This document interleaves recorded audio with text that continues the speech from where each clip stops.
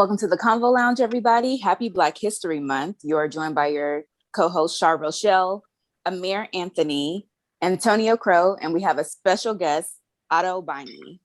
Otto. Appreciate y'all. Otto. What it Thanks do, for having man? me on. Thanks for having me on. I appreciate it. No problem. Welcome to the Convo Lounge. That's what's up. All right, so we'll get started. Today's question of the day is, what do you want your financial legacy to be? We'll start with you, Ato, as our guest. Generally speaking, I come from humble beginnings. And so, for me to be able to grow, to be able to learn more about financial literacy and be able to change a lot of behaviors that I had early on, really knowing about how to be responsible as managing your finances, that's what I want my legacy to be. Obviously I want the bag to come with it, but I want to see that growth, and I want to be able to impart that wisdom on, my kids. So yeah, definitely. That's what I want it to be. That's what's up. Yeah, I'll piggyback and say I want my legacy to be just financial freedom. I want to be financially free. I want to be debt free. Similar to you, we didn't talk about financial literacy growing up in my house. It was something that I kind of had to learn on my own, working in the financial industry and speaking to other people and peers. Learned about financial literacy like through the School of the Hard Knocks as well, by making a lot of mistakes. So I want my legacy to be that of financial freedom. I want to be able to have disposable income that I can share with my family, my loved ones, and also have something tangible to leave behind to my children when they come. That's what's up. Yeah, I think it's a common theme for all of us here as a collective, as being young Black entrepreneurs, young Black people who want to continue to leave a legacy. And I think financial literacy is something that we were not taught. We were in church more than we were being taught financial literacy. You know what I mean? So imagine if that was taught. Imagine if that was taught in the church. Financial literacy. If the deacon or the mother, somebody was teaching that. You feel me? So. For me, it's the same thing. Being, going to college and having those student loan debt is real. So, home ownership is something that I want to pursue, and also just being debt free and leaving something behind as a legacy to my loved ones. So it's important, and also being able to budget. That's like the big thing, right? Say that for me. Budget, right? So being able to budget is like a huge deal. Inflation is real, especially during the time of being in the pandemic. And, it would be really good to just be debt-free, budget, and be able to enjoy life. You know what I'm saying? I think that's the ultimate goal for all of us, those bucket list items. That's what's up. My, wish for my financial legacy is, as I was raised, my mom basically said, save your money. So that was a legacy that was passed on to me. Do I save all the time? I'm an entrepreneur and I put my own money on the wood. So it's kind of hard to save. But as far as a legacy, I'm trying to build a portfolio of businesses. And so somebody's got to run the businesses when I go away. So, or they're just going to crash and burn. I don't know. But I would like to leave a portfolio of a couple businesses that someone else could just pick them up and continue them, just like the major corporations that we consume from. That's what's up. That's what's up. Nice. All right, Ato. So welcome to the Convo Lounge again. Go ahead and introduce yourself to all of our listeners. We're going to talk about the beginning stages of stocks and investment, like the 101. And we brought Ato in to just kind of speak to us about how we can all get started in the stock game if we aren't already investing. Well, I'm Ato Biney. I'm a retail stock, investor. That's what you call, just people like myself in layman's terms. I've had good wealth of experience in stocks. I'm going on 6 years now.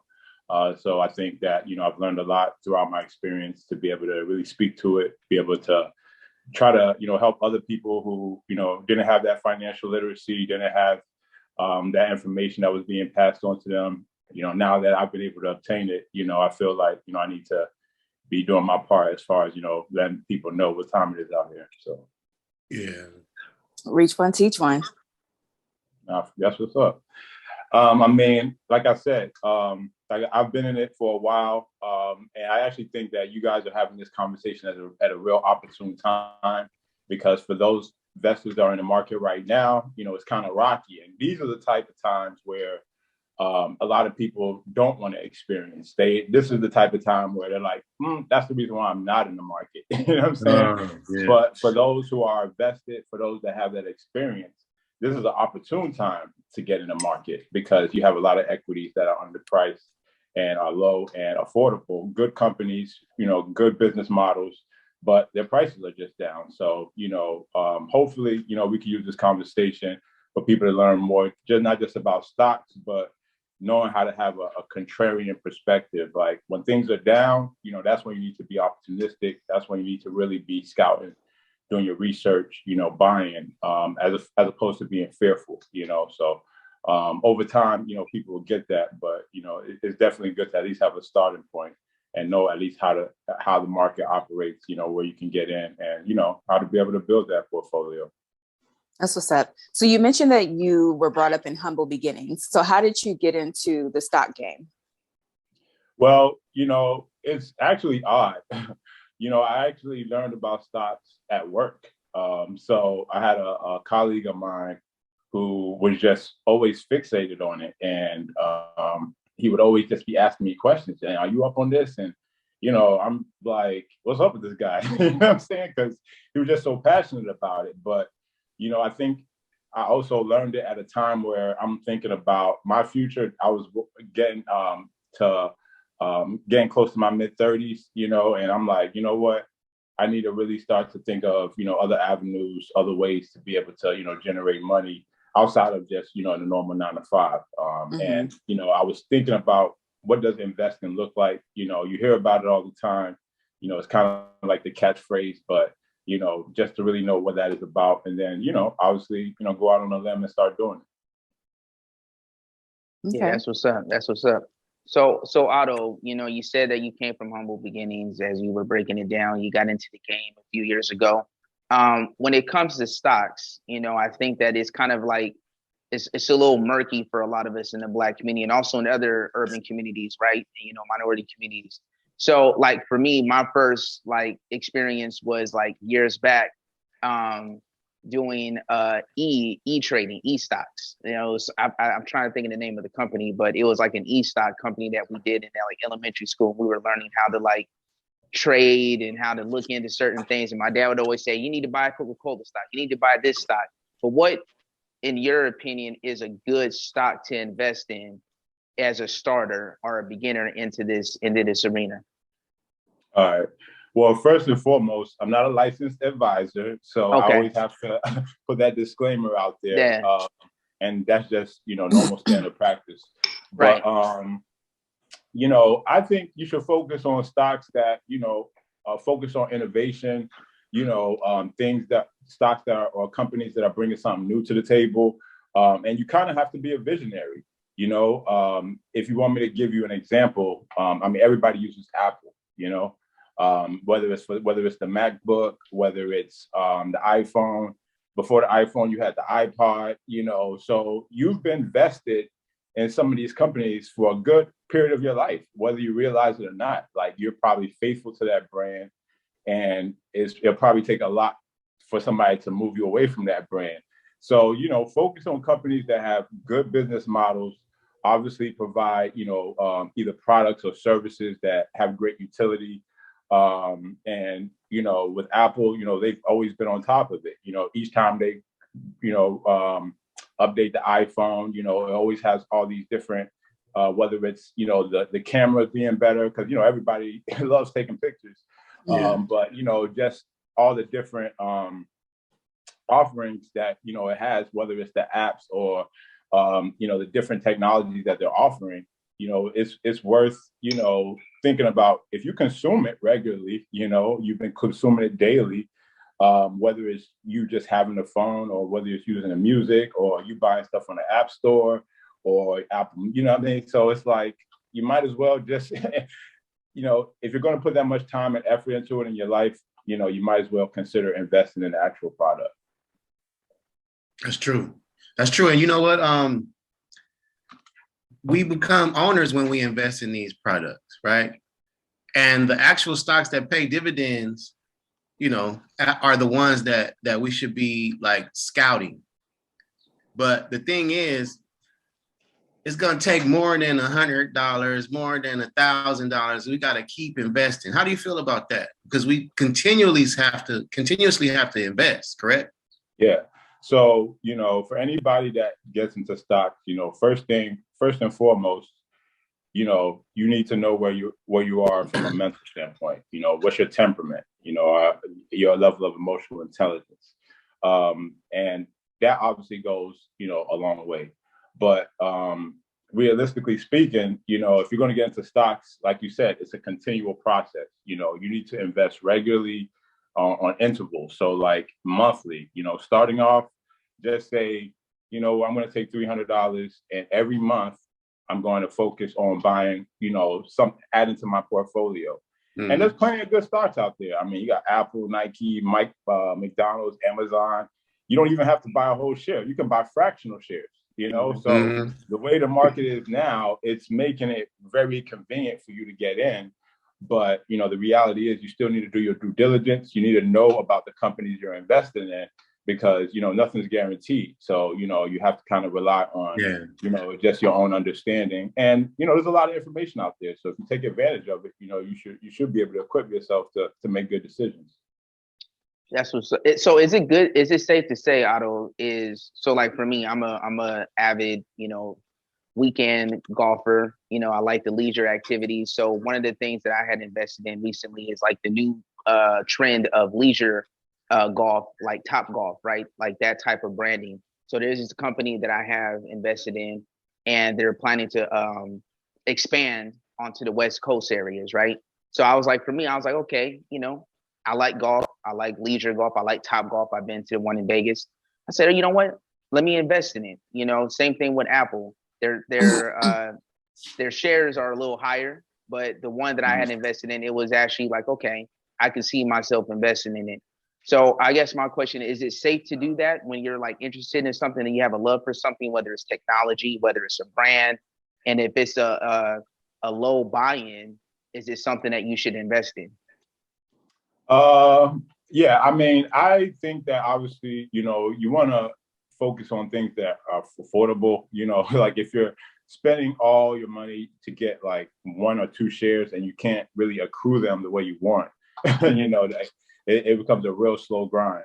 I do think you should invest in stocks that you're interested in because ultimately, you know, having that interest, you'll be motivated to learn more about it. So if there's any trends, if there's any changes, not even in the company itself, in the industry or the sector it's in, you know, you're up on things and, you know how to pivot or, you know, adjust, you know, as it relates to, you know, because once you start building a portfolio month to month, you might be like, I might invest in this other stock in my portfolio based on, you know, whatever the guidance or expectations that, you know, are expected for that stock. So I would always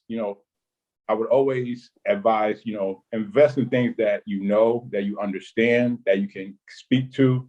You can give like a little 2-minute, you know, elevator speech as relates to what it does. You know, just be able to speak generally to what you're buying because, you know, it's your money. So, right. You know, whether you want to be informed or you want to be ignorant as it relates to, you know, what you're purchasing, that's up to you. But I would always encourage get things that, you know, you like, but they also have to have sound business models. They always have to have a history of growth and a track record of good performance.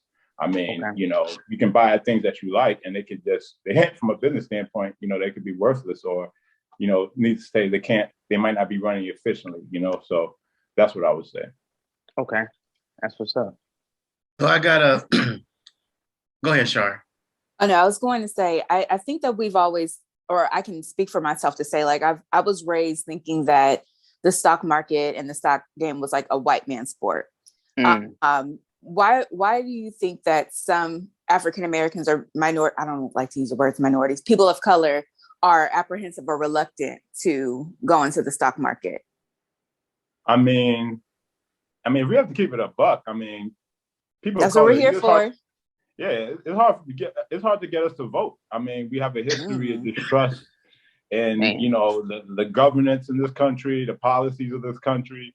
So that's just naturally going to make you, reticent as it relates to investing in something that is only known for, white people, as it relates to, invest in. So, but nevertheless, it's so funny you bring that up, is because years ago, when I started to learn about the market and I was just trying to, learn more, I took a class, and it was like a 3-hour class.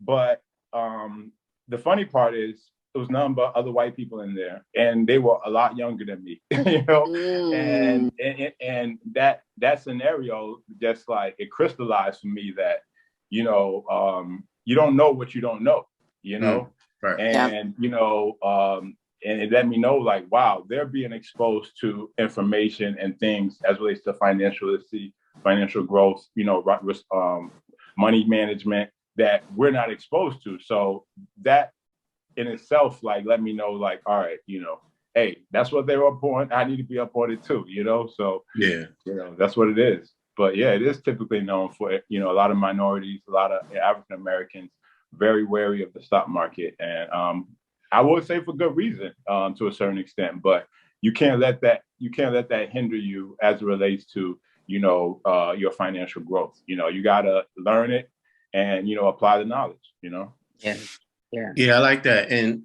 this is like, I think Shar and I were always talking about the same thing, or having the same point. Man, most of these businesses that have started from a parent raising money in the stock market. The parent, and it's like this rich parent raised this money so their son can go buy a NBA team, right? Wow. So how are we raising money in the stock market? Like, to your level of knowledge, like for any young person or an entrepreneur, how should I look at the stock market for raising money to fund a company or my child's company or education or something like that?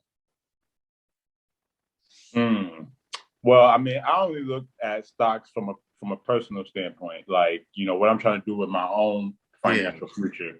I don't look at it as a means of, let me double money in the stock market so I can, put it into something else. Like, I don't trade, people, there's a difference between trading and investing. Right. Trading, you're in and out of the market, and, you're really focusing on the short term.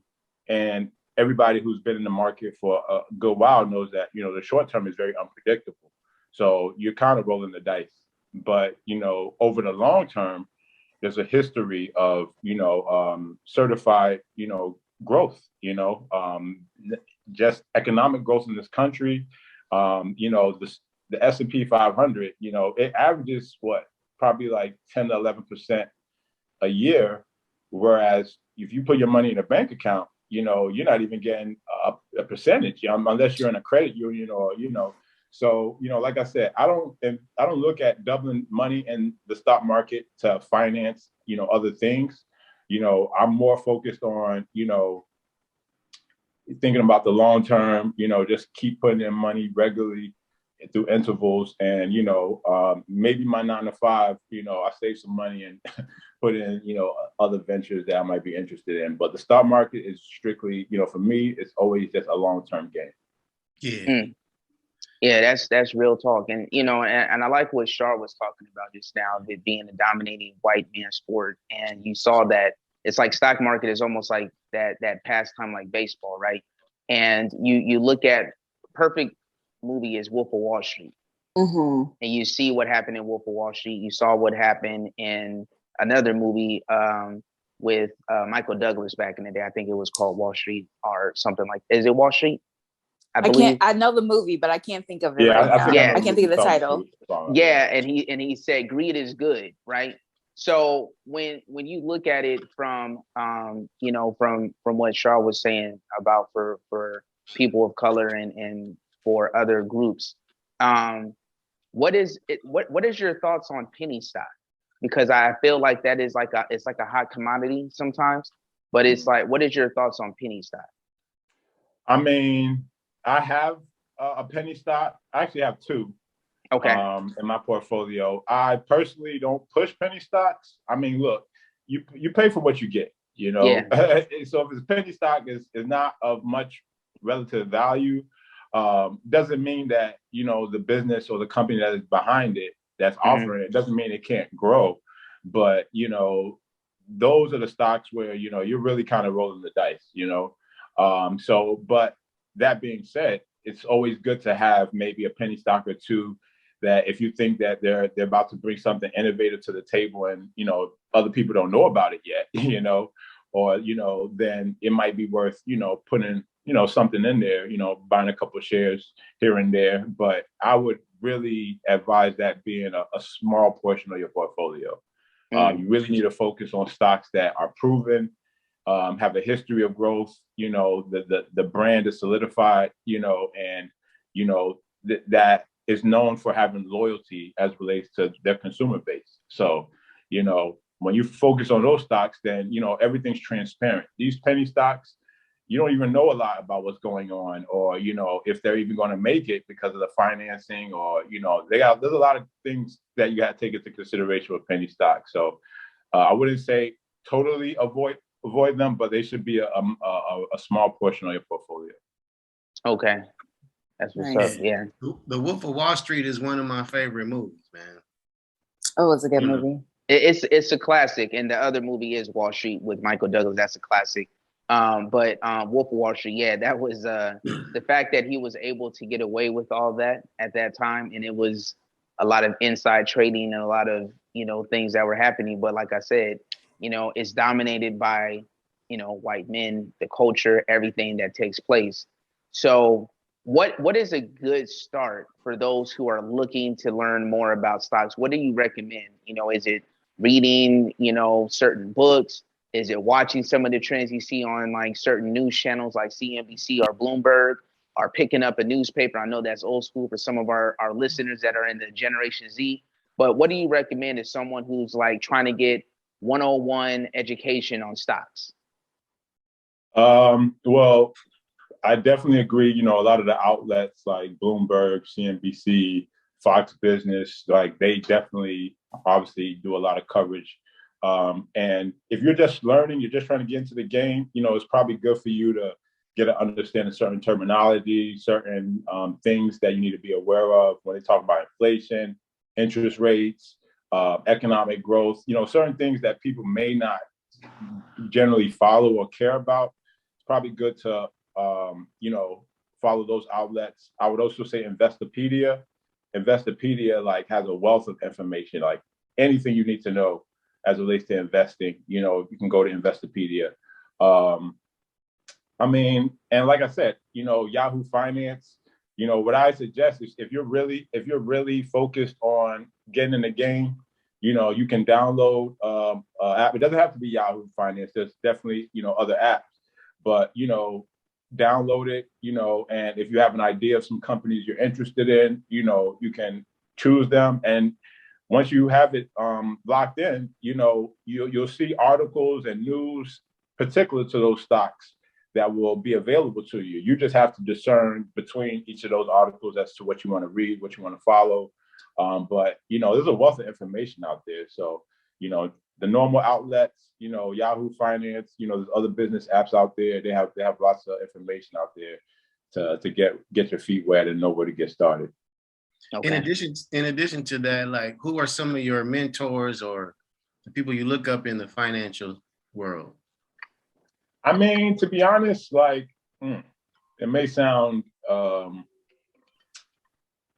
mean, you know, I've read from like Benjamin Graham, you know, obviously Warren Buffett, you know, he always has a lot of quotes and, you know, things just to know about. And sometimes it just be like one-liners, like that resonate, you know, so it doesn't have to be deep. I mean, me personally, because, you know, I've taken a serious interest in stock investing, you know, I read a lot, but ultimately to be successful in investing, you really need to follow a certain set of principles. You know, once you follow those principles and you stay disciplined and, you know, you don't deviate from that track and you just, you know, you know, because the wind blows, you know, certain stocks will start taking off, and, you know, people want to run and chase what they think is popping. But, you know, you really just have to stay focused, you know, and, you know, have a certain level of conviction in the stocks that you've chosen, and you have to ride it out, you know. So I guess that's what I'll say as relates to that.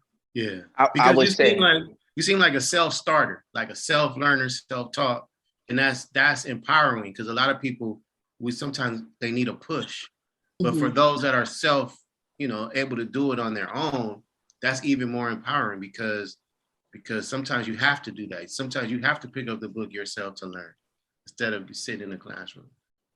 Yeah, I mean, you know, I'm fortunate, you know, I think realistically, like I said, you know, when I started investing, I was getting to the mid 30s, and I was like, you know, I need to be really intentional about, you know, what I'm going to be doing to, you know, make sure my financial future is secure.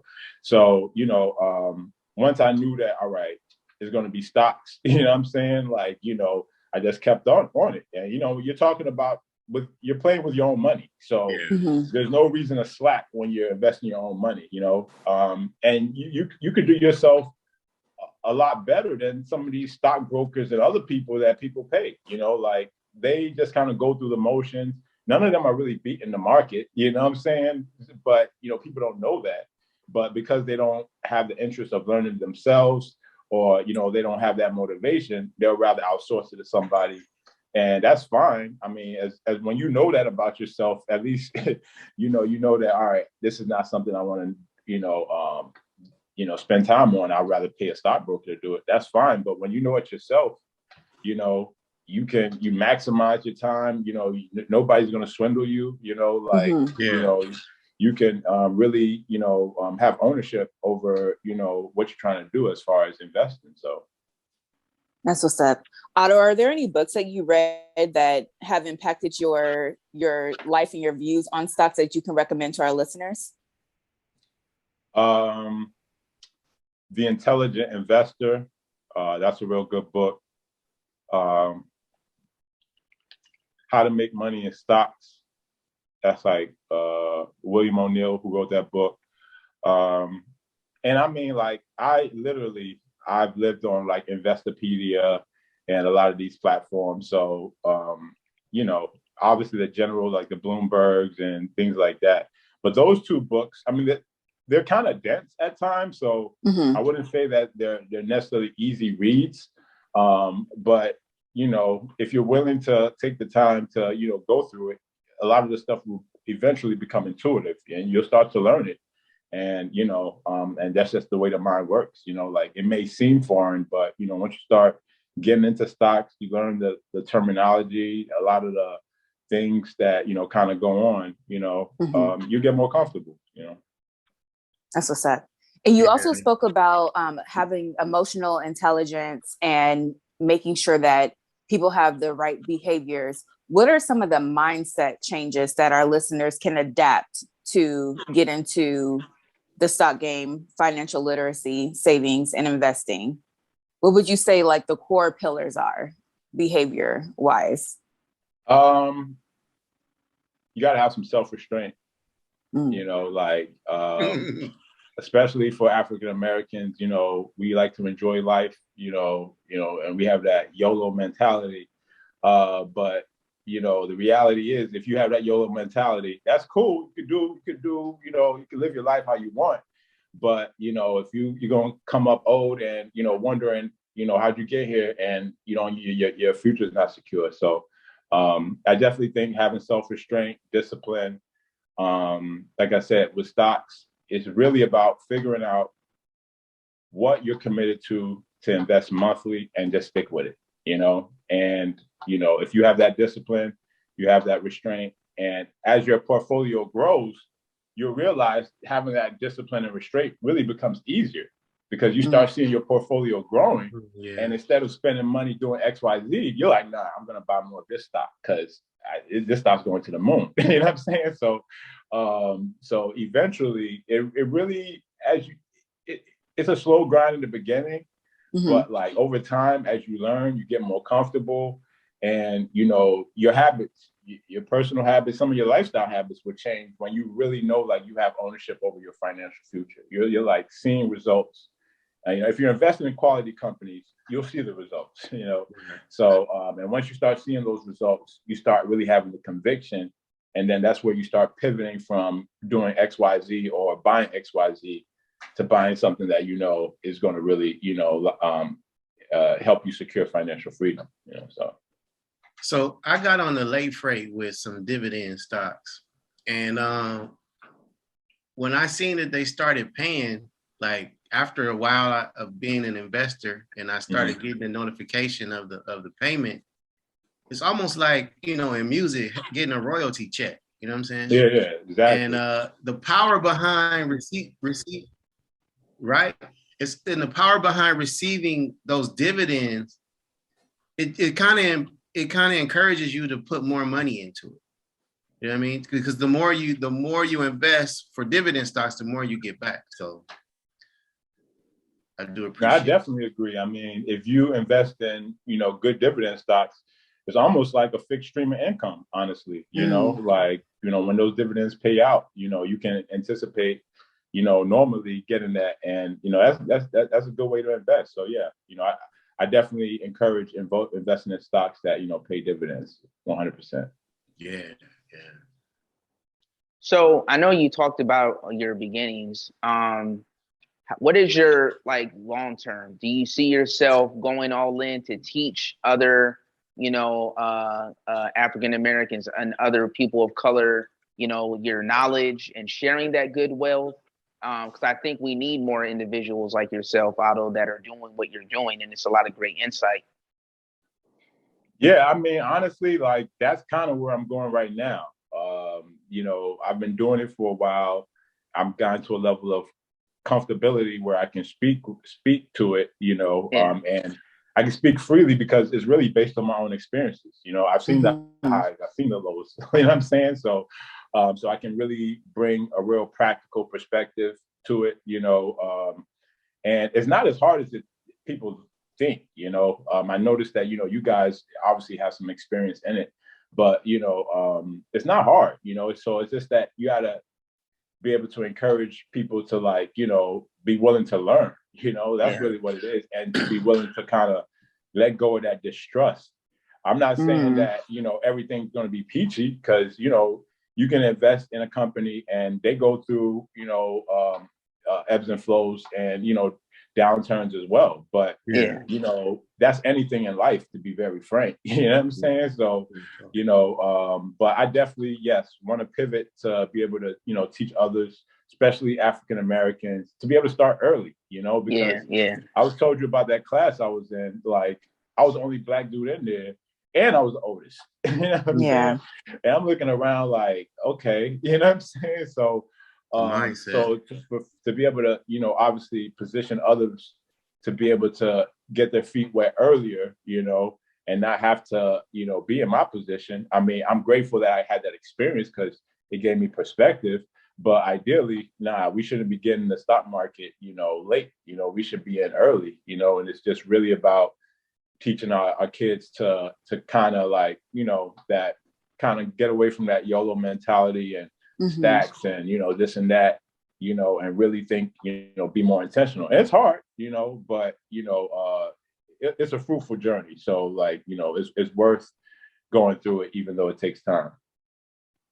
Man.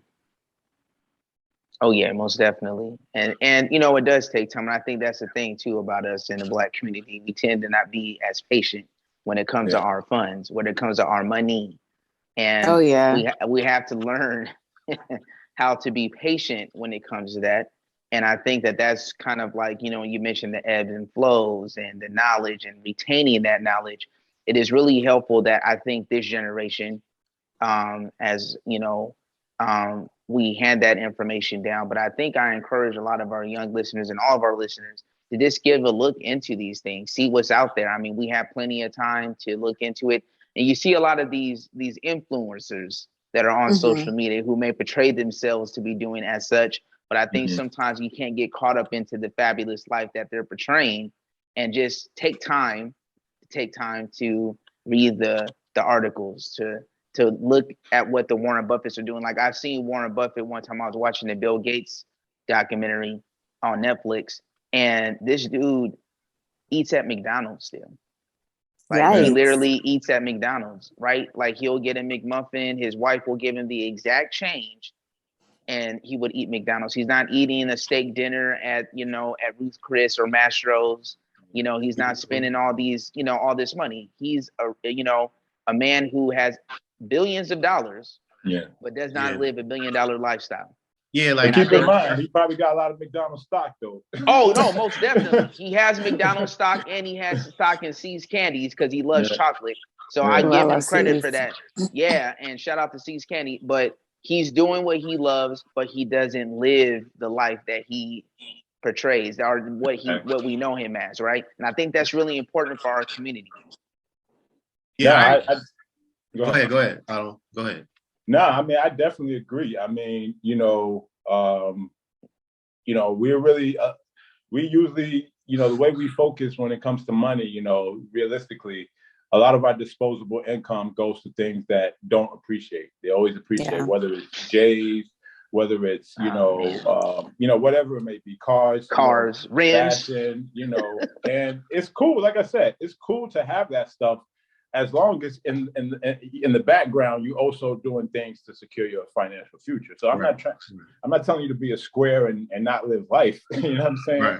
But you got to be able to differentiate as it relates to, all right, I'm spending a lot of my money towards XYZ, and realistically, none of this stuff is going to do anything for me. None of this stuff is going to last past next couple of years, if anything, whether it be a car or whatever tech you're into.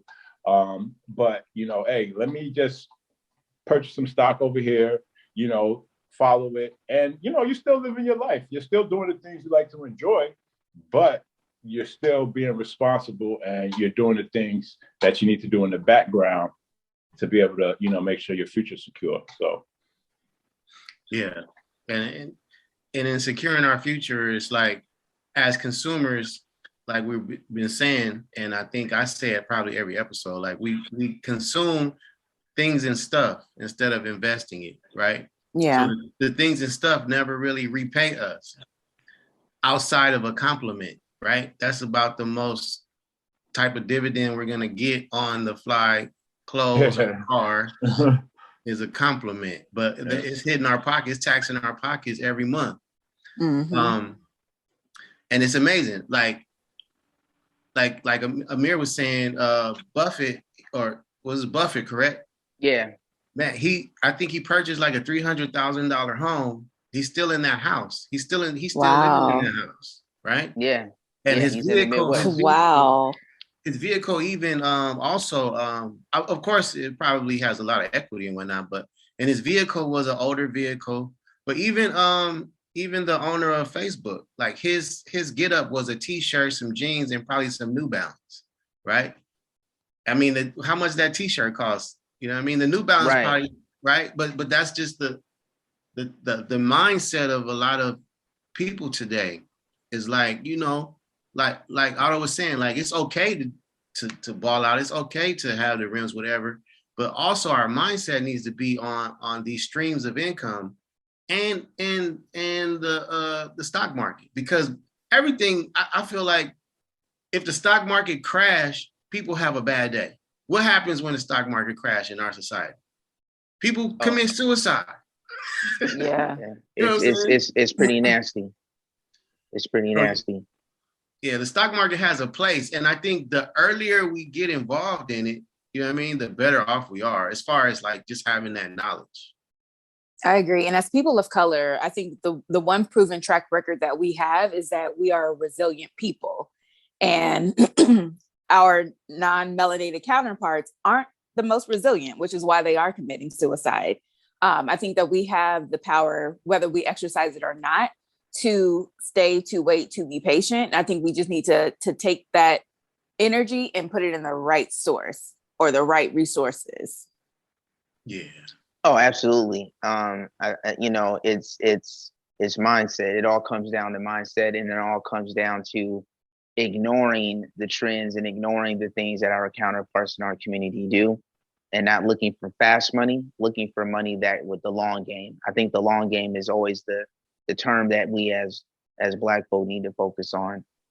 Even though we are resilient, we can sometimes make decisions that can be a little bit like, what in the world are you doing right now, brother? Like, and we don't want to listen. We don't want to listen to the generation before us, right? So if we want to get quick game, one, I do appreciate these dudes. Earn your leisure on Instagram. These cats, man, these brothers, man, they come with the stuff, and they always have their podcasts. I mean, they're always dropping knowledge and gems for all communities, right? But anyone who wants to just find an area, a niche of where they can kind of drop the pen and just kind of find their way. And there's ways out there, but you just got to listen to free games sometime, and you just got to roll with it. And then look at what the others are. Look what the others are doing. Like the fact that Warren Buffett is living the way he does, the way that, you know, rest his soul, Steve Jobs, the man wore the same type of attire every time he was presenting a new Apple product. You know what I mean? But with us, it's like, all right, I'm about to buy these J's. I'm about to get this diamond. I'm about to get this, and that.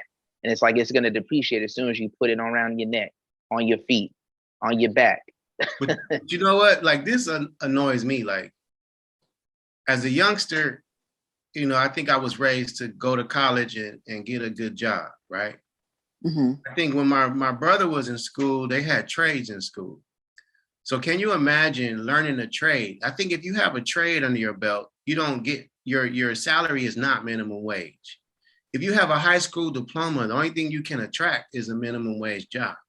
You know what I'm saying? So I feel like they need to go back to teaching trades in high school, because it will set young people, it will set our mindsets different. Because you can come out of high school with a license. You can come out of high school with a barbering license, cosmetology license, mechanical certificate, maybe some engineering certificates or some programming certificates that will help the young people move faster in the financial world, instead of it's not how much we make. I mean, this is the thing that my mom used to always say. It's not how much you make, it's how much you save, how much you spend.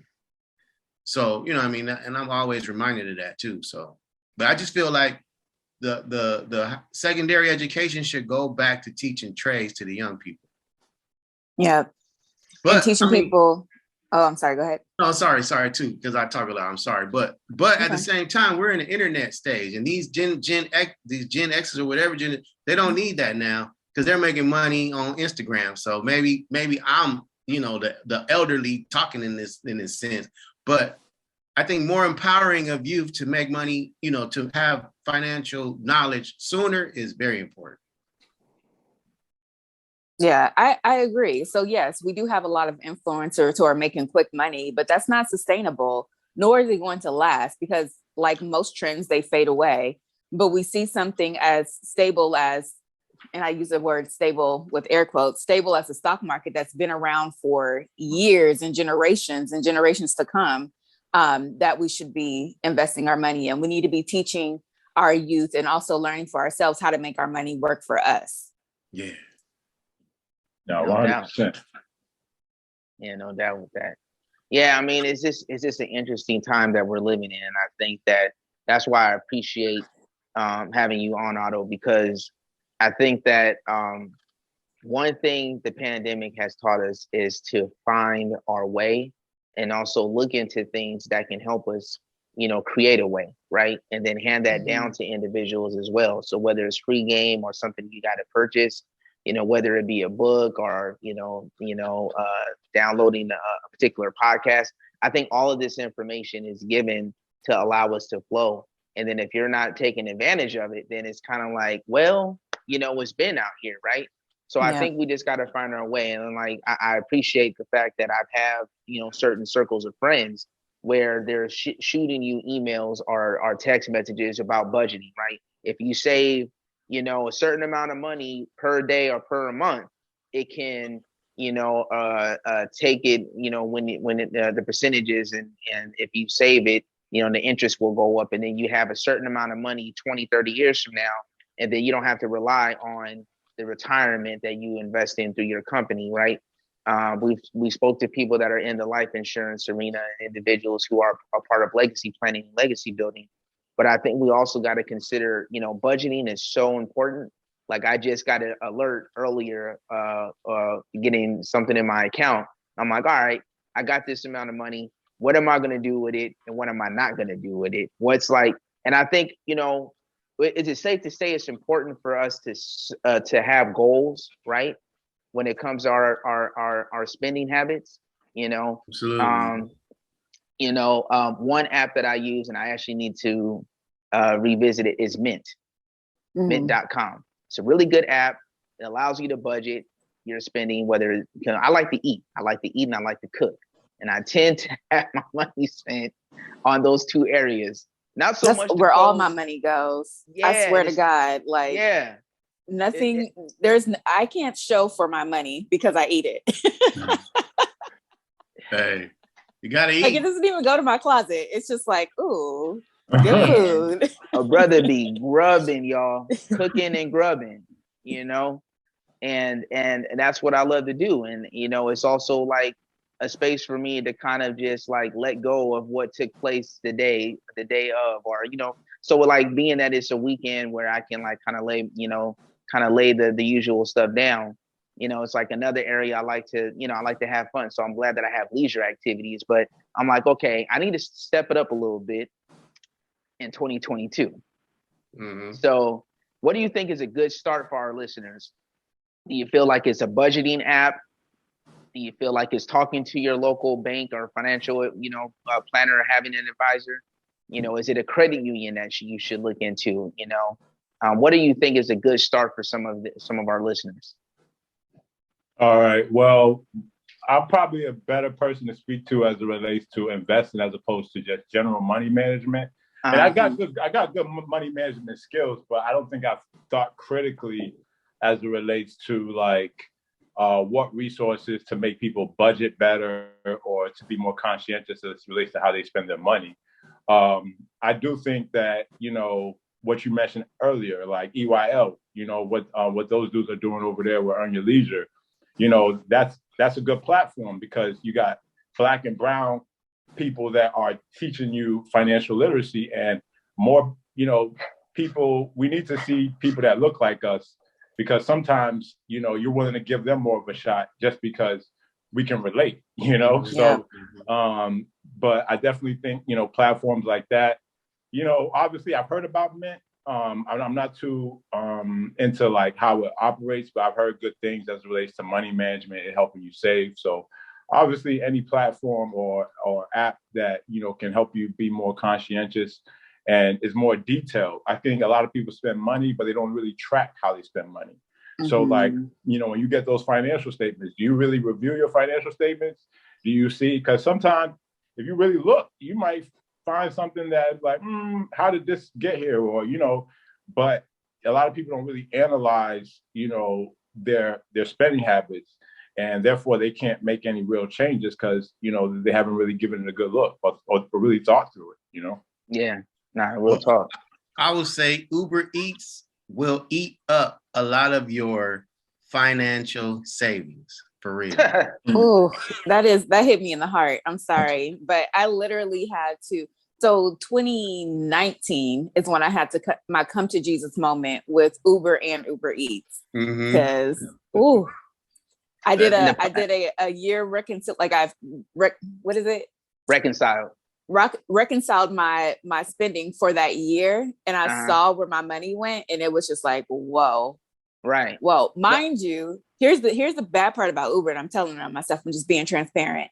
I live in the city, I work in the city. So there was really no reason for me to take Uber. Like I could have easily taken the Metro for a fraction less, but for peace of mind and zen and not being around a whole bunch of crazy strangers, I chose to take Uber and order food from Uber Eats. And well, but I've been delivered. Well, I'm right there with you. So like I'm 4 or 5 months in almost to living in the metro area, living in Oakland. And I actually had a mentor of mine that I used to work with. We were in a group chat all together, and we're all Black folk, and we're all like chopping it up in the text. And one of them, works in LA, and he's, driving all the way from the Inland Empire area to get to Pasadena.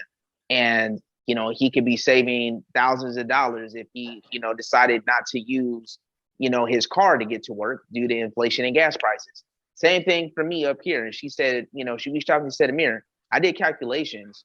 She said, if you were to take public transportation, then you would save money on going on the toll road to get on the bridge, on the Bay Bridge. The price went up from $6 to $7. Although I'm working in a hybrid schedule in my current workplace, working 3 days out of the work week, that's still $21 that's going on a bridge. To what cause? Is it going to the state of California? Is it going to the city of San Francisco? Is it going to the county? Like, who's getting my money when I get on the toll road? And she said, Amir, I did the calculations.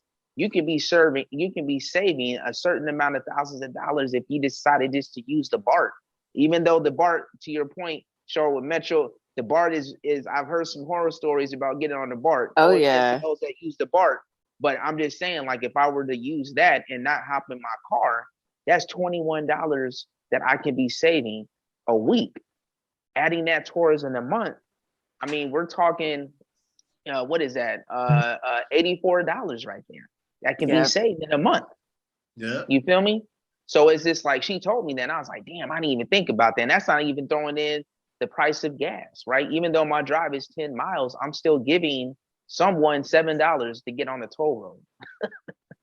That's wild. Right? Yeah. Right? Yeah. So it's like, but we do it. We do it. I know I do it in the name of convenience. I'm like, I pay for convenience, but that catches up to you. It catches up to you. And then you got that fancy device out here for all those that ain't in California. You get a transponder, you put that thing inside of your car, and it's like, oh, the benefits is that you can drive anywhere in the state of California, wherever there's a toll fee. And it's like, well, that money is going away. So it's just like, it is convenience, but it's also within in your pocket when you reconcile and you look at that expense at the end of the month.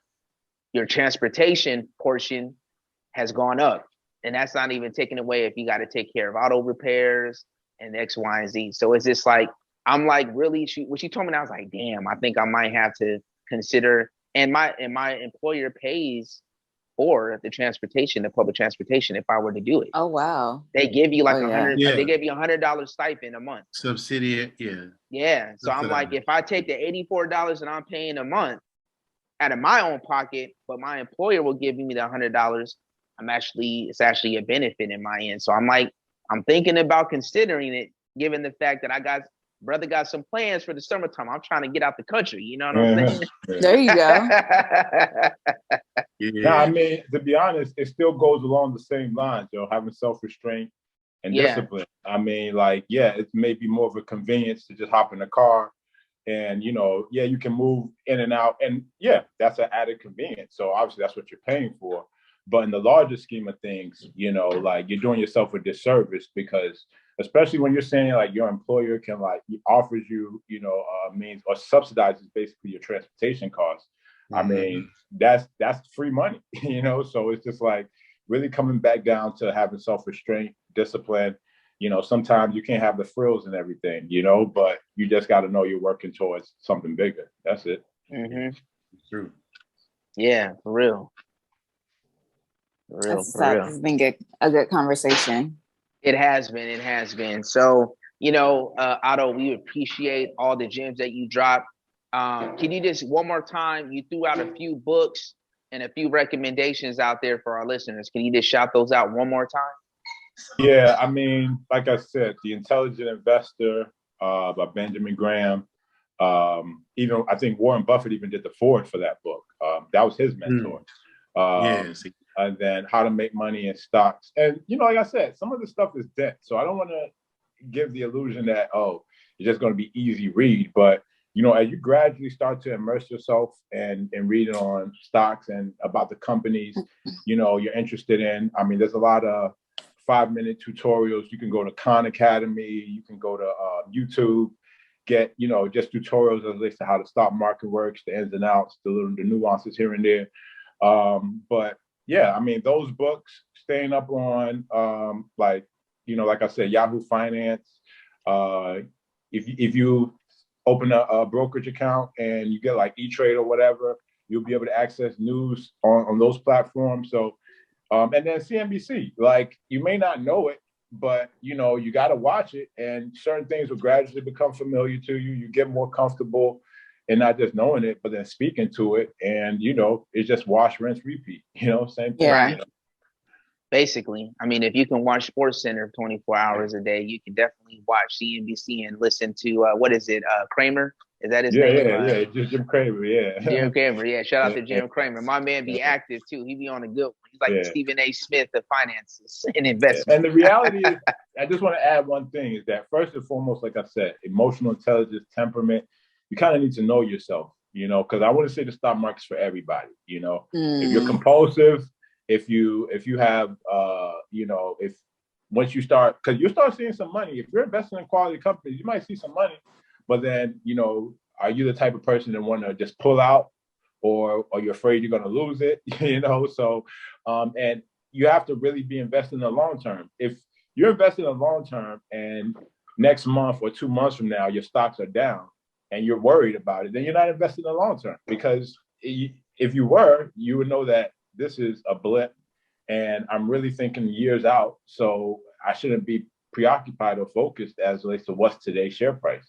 Yeah. So, you know, just keeping those things in mind, you know, some of those news outlets that I mentioned, and just reading, you know, and like I said, those things that you like, you know, that you're interested in, they may align with really good quality companies. And, you know, learn more about those companies. Once you know them, it's not like you have to you reinvent the wheel and learn more. You're just learning about the operations of the company. So, you know, once you know it, you know it, you know, and then once you have that conviction, you just kind of invest. And when the prices are down, you got to double down and buy more, because you're convicted that, you know, that stock is going to take you to the moon. You know what I mean? And some stocks will do well, some stocks won't. But if you're well diversified, generally speaking, you should be on the upside as relates to a trajectory. You know, that's what's up. Thank you, my brother. I appreciate all that information. I was actually like putting them in so they can be in our show notes, and we'll definitely shout you out.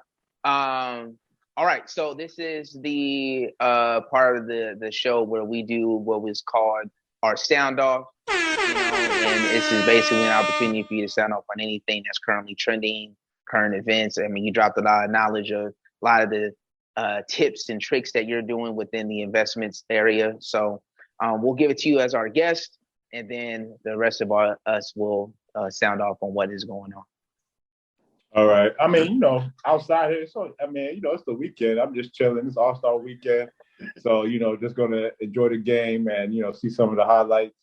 Like I said before, I appreciate what y'all are doing. Anytime you can have a dialogue around financial literacy, you know, it's empowering. You know what I'm saying? Like, we really need to know this stuff. So shout out to y'all for really, you know, having a platform to put this out there. You know, like I said, those EYL cats, you know, they're doing it, and we need more. We need more to see more people like that look like us that are, you know, regurgitating this information, because generally speaking, that's how more people get comfortable. You know, seeing other Black and brown people do it, you get more comfortable on the strength of that. You know, up to now, you've only seen, you know, white folks really, you know, talk about it or do it. Even on the media, you only see them really talking about it. So, you know, the more we gradually get into it, the more we start speaking to it, like what y'all are doing, you know, more people get comfortable, and, you know, we have more Black, you know, families that are, you know, their families, their financial futures, you know, get more secure. So I like that. Yeah, no doubt. That is shout out free to game. Y'all. Shout out to y'all. Appreciate y'all. Thank you. Oh, thank you. Thank you. Most definitely. We love it. We love it. I'm gonna go ahead and give a shout out to Mr. Kanye West. My brother, Genius is amazing. It's phenomenal. It is inspiring. It's authentic. It's real. I appreciate the fact that you get a chance in part one. Shout out to Netflix as well, and shout out to Cootie. Is it Cootie? Cootie, right? Cootie? Yeah, Cootie. Yeah, his boy from Chicago who was a up and coming comedian, but decided to, you know, do a documentary on a young Kanye West who was hungry, was trying to shop around. I didn't know a lot of these stories because we didn't have the power of the internet and social media back then, right? So you go back 20 years ago and you seen this brother hanging out with the likes of Talib and Common and Mos Def, and you know, you see Jay-Z at the height of the prime of his career, Blueprint, Jay-Z, right? Him knocking on the doors in Rockefeller and spinning rhymes, but they were just going after him for his production and his beats. And I didn't know that his production went way back to working with other artists before working with The Rock. And it was just dope to see that and see his relationship with his dear mother. You know, I'm not gonna lie, I love my mother. I'm a mama's boy, and just to see that that power, that relationship, and that dynamic, and how she was there pushing him, and they were rhyming together. You know, one of the rhymes that he wrote. You know what I'm saying? And it was just real dope to see, and it was inspiring. And I encourage all of our listeners to just give it a glance, give it a try, despite what you may think about the brother and what he's going through. And we pray that he can get through whatever challenges he's being faced with. But he's definitely changed the way that we look at music, changed the way that we look at the game. And in essence, it is actually a free game watching this documentary. So shout out to Kanye, and I'm praying for you, brother, that you can continue to just create more memories and more history and doing what you do. I mean, you know, the brother's definitely a genius, no doubt. Actually, you know what? I actually shout out to Kanye as well, because, you know, realistically, you know, he actually changed the paradigm for the Black youth, because a lot of us grew up in street culture and that we only knew street music, you know? Right. Yeah. So, you know, he was able to bring just that, you know, backpacker, but kind of, you know, he's like, you know, he made it more like everybody's not thugging it. You know what I'm saying? Yeah. So he was to stay fly, you know, do, you know, crazy talented, you know, like my man said, you know, all the production he did for The Rock and Jay, you know, Blueprint, you know, he's made timeless classics, you know. He obviously got a lot of stuff going on with him. So, you know, pray for the brother, but he's definitely a genius, a musical genius. I give him that. Yeah, no doubt. Yeah, I'm going to continue that Kanye shout out. I think his specialized skill in production paved his way through life. You know what I mean? I fortunately know an artist that worked with Kanye before Kanye was even in New York. And what I really like about the big picture is Dame Dash basically said, all my students are in Forbes magazine. So Dame is the coach, you know what I mean? Dame is the coach, but and Dame really still has a strong connection with Kanye. And that's very empowering, you know what I mean? Because Dame was like the coach to Kanye, even though Kanye has all this talent. And of course, what I like about Kanye is that he has a spirit that you can't tell me. His spirit is, if they can do it, so can I. And that came from his mom. You know what I mean? It came from his mom just sitting with him and dialoguing. Not just, okay, baby, you know, okay. He just like dialogued with him as if they were like buddies, as if they were right. Yes. You know that was that dope. Type of parental friendship, but still draw the line. She knows who her son is. She knows more than anything, but that dude is an earner. That's what Dame said about him. Like, he's an earner. This dude, he has a specialized skill, but he took it to another level, and he kept evolving. And I 1972, the So Def record, I think I worked that record. I didn't even know Kanye produced a song on that record. Like, I didn't know that either. Yeah, right. The Life and Times. Yeah, I didn't even know he did that, bro. I was shocked. And Mace. Right. I mean, did not know that. He did Keisha Cole. I was amazed by that Keisha Cole record that he did. Yeah. But I mean, you know, I'm a fan of dude. Like, I can't even front. Like, ever since, even on my homeboy from New York, my homeboy from Mount Vernon did songs with Kanye, and I was a fan from that point. I didn't even know who Kanye was. And I'll just say this: I went to a case in Ghostface Killer had a song on a soundtrack. So I went to the video shoot. And so this is when Kanye was like bubbling a little bit. And I pronounced his name wrong. I pronounced his name as Kanye or something. And the young lady from Def Jam told me his name for real, like Kanye West.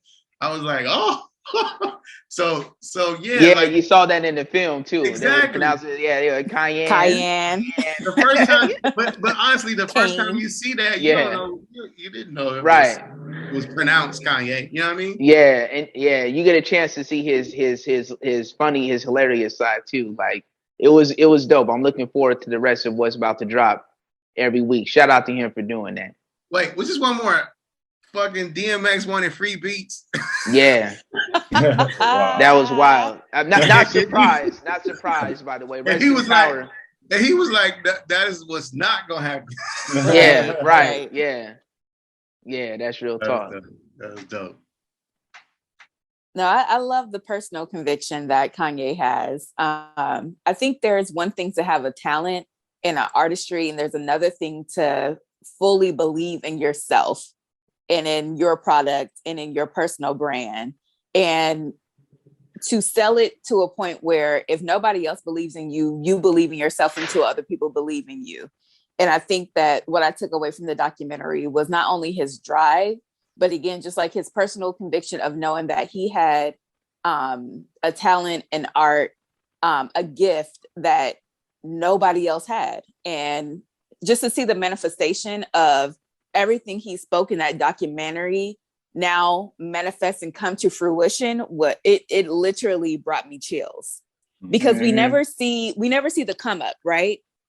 We always see the aftermath and the success, but to like see him in his grind, to see those conversations between him and his mom when he's emotionally depleted after the conversation he had with what's the producer who kind of like took him under his wings. Yeah. In Chicago. Yeah. Just to see that interaction, and then him from that interaction, not go to his homeboys, but go to his mom, who was his safe haven, to have a conversation with him and just see like his energy kind of get refueled in that moment, and to see as a mother, her personal investment in her Black son.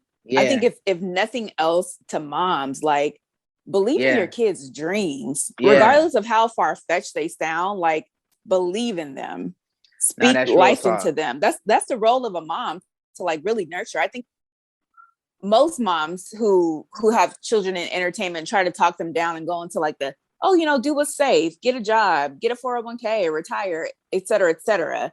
But we saw Donda like really pour into her son. And I think that's why we're seeing the version of Kanye that we've seen since his mom passed away. His pillar left, like his pillar is no longer here. So pray for Ye. Oh no, most definitely. He needs it. Yeah, man. Yeah. Well, I think as a collective here, we all agree that the brother is talented. So with that being said, Otto, back to you, my brother. We appreciate you. Is there anywhere that our listeners can follow you or get in touch with you? Do you have any social media, anything like that? I mean, I'm on Facebook, not really on IG like that. But like I said, I'm really trying to build out a platform to be able to teach, financial literacy and really stock market fundamentals to young folk particularly. So I'm gonna be building that out, get my IG set up just so I make myself, accessible as possible for people that are interested and want to learn more. So obviously I got my email. You can reach me, Ato Biney at Hotmail. It just, man, like I said, right now I actually give free consultations. So like, if you just want to get like a 30-minute, overview as it relates to the stock market, I can arrange that. I've done it for a number of my friends. I'm starting to grow that out. And so it's starting to take a life of its own. So, you guys will definitely be hearing more from me. Definitely want to piggyback. That's one of the reasons why I brought you on, Otto, because not only did we work together, but I was a part of one of your consultations, and it was a wealth of knowledge. So I encourage everybody to reach out to Otto directly. In addition to listening to our episode, that one-on-one time, that consultation will really expand your knowledge on how to get into the stocks and investment game. Most definitely. That's what's up. Man, that just brings like a whole new concept. Like back in the day when we were in Africa, we didn't have we had doctors, we had lawyers, but we needed each other to empower each. You know what I'm saying? Yeah. Like the fact that you're doing that, man, man, that's amazing, bro. that's fucking amazing. Hey, man. Each one I feel teach you one. on that. Each one teach right. One. Find one, reach one, man. Like we are so like, how can I say this? Like we become, when learners become teachers, teachers become learners. You know what I'm saying? Sir. And it's a cycle. It's a cycle. And as long as you got it, man, just keep going, man. Don't stop, bro. Most definitely. Yeah, man. I mean, like I said, man, I mean, I definitely feel like I've learned something and I know something that, other people need to know, especially, Black folks, to be honest. You know what I'm saying? Like, we really need to be intentional about, investing and, trying to, reach a level, if not financial freedom, at least a level of financial security. So, yeah, that's definitely the focus. And, you guys are definitely going to hear more from me. So. Yes. All right. Awesome. And for the rest of my lovely co-hosts here, where can they follow y'all? Shout out. Man, I want y'all to follow me on YouTube, like and share, and subscribe on my YouTube, and then Antonio Crow Clothing for sure. Right on. Awesome. Right on. What's your YouTube channel? The Convo Lounge. All right. Shout out to the Convo Lounge. I think I've heard of them before. I heard they're a really good podcast. Right. They're cool. And whatever else, but yeah, like, share, subscribe to the Convo Lounge. Yes. And speaking of Antonio Crow clothing, I'm wearing a Selfish Society Antonio Crow clothing shirt. Health, wealth, and happiness, the pillars of what I believe in. So shout out to Antonio Crow Clothing. Oh yeah, appreciate that. Yeah, no doubt. You can follow me on IG, the Prosperous One, and then of course on the Convo Lounge. And it is Black History Month, so I am Black History. We are all Black history. Yes. So no matter what they say, it is beyond 28 days. And for those that want to take Black history and critical race theory out of the institutions, shame on y'all. We got to continue to push the envelope of knowledge of self. So it starts with us and all the other individuals who are all about preaching that. So definitely the Convo Lounge, you can subscribe. You can also support us on Patreon and share with everyone what we're doing here. And we're going to continue to make as much as what Kanye is doing. We want to continue to live in that vein, and just F what everybody else is doing. We want to continue to keep building and creating and doing what needs to be done for our community and everyone else. So I love y'all. Shout out to y'all for continuing this journey. Yes. Love you too, friend. And you can follow me at Char Rochelle, at char.rochelle on Instagram, and at Char's Cookie Jar. Yes, the cookies, the clothing. Oh, the cookies are banging. The cookies are banging. The cookies are banging. Selfish Society. Antonio, I need some golf attire out there for the summer, my brother. Yeah. And Ato, thank you once again for dropping so many gems, and we'll definitely make sure to stay connected with you. And also about the free game, I need to connect with you as well. Brother got some plans, some things that he needs to do out there. And we appreciate this, and we hope y'all are doing well. Continue to stay encouraged, stay focused. It's all good. Peace. Appreciate y'all. Yeah.